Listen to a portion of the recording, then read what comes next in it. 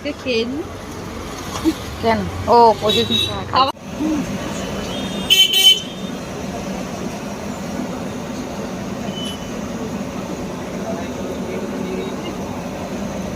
দেরিতে এসছিস বলে তাই জন্য ভিড় নেই।